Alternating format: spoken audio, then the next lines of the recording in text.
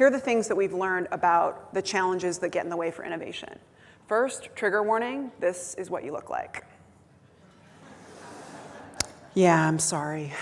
Yeah, I'll go back just so that you can, because he'll keep doing that. So burnout, right? We're misdiagnosing what it is. COVID was really hard. Zoom screens shouldn't be looking at for more than 4 hours a day, right? Basics. Shouldn't be sitting for that long either, right? There are things we know about human biology that really we didn't listen to. But the thing about this great resignation and burnout space that I think we need to recognize is that, especially in my space, higher ed, we are misreading it. It is not about needing a vacation, although we also need that. It is actually about a lack of purpose, inspiration, and community. So we have to actually know that, like, the fact that asking people to do more right now is very difficult, okay? So let's just call a spade a spade. Do you have a strategy for how new ideas are treated, new programs, new initiatives? Or is it just like you gotta start from scratch and figure it out?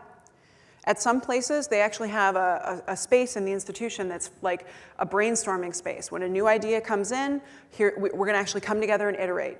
Some places actually have like a job where the person's role is just to actually help with the strategy part for that. Okay, new idea in your area, great, I'm just gonna help you with some of the tactics.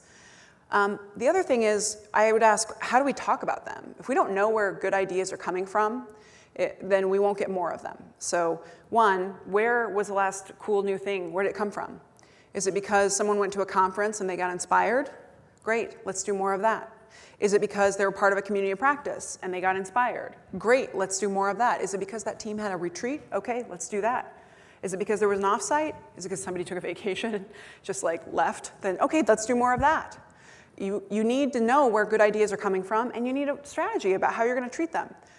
When something new comes up or a new solution, don't just start debating it. Yes, and is the framework to use. Yes, that's an idea, and I'm going to add to it. It makes it generative. So that's number one. Is how is our organization, how's our school treat new ideas? Is how do we talk about failure? How do we treat failure? Every institution, every organization needs an autopsy process. You got lots of failures. When do you actually take the time to take a step back and think, if we had to do it over again, what would we do different? Is it, because what I see all the time is, hey, we created a new system for students and we never talked to a single student.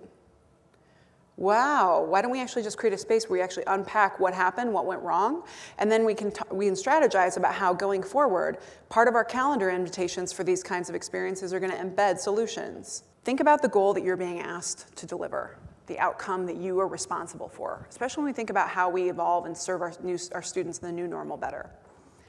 And I want you to go back to your team and I want you to ask this question. If we were the kind of organization or group or people who actually accomplish that, what kinds of habits would we have?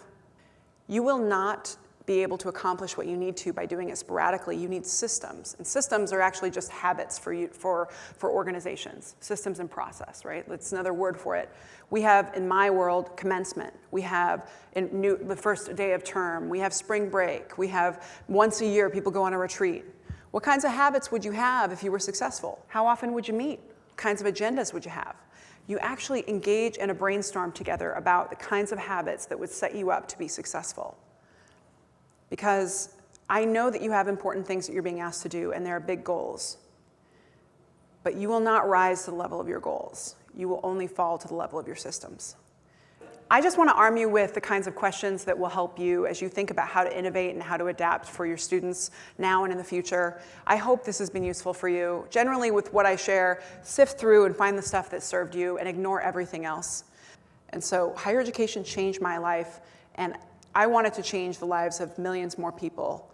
And I know that this has been about higher education, but I feel like it's really useful for education, for K-12, to see how we wrestle with things and to know how much we have in common. So I hope it has served you today, and I just thank you for the opportunity.